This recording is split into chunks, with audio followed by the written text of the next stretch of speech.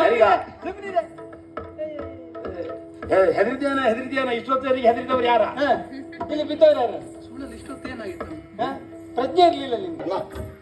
ಇದು ಒಂದು ಕೆಲಸ ಮಾಡ, ಈಗ 2 ಕೈ ಹಾಕೋದು ಬೇಡ, ಇನ್ನೇ ಎಷ್ಟು ಬೇಕು ಹೋಗ್ಕೊಂಡು ಹೋಗ.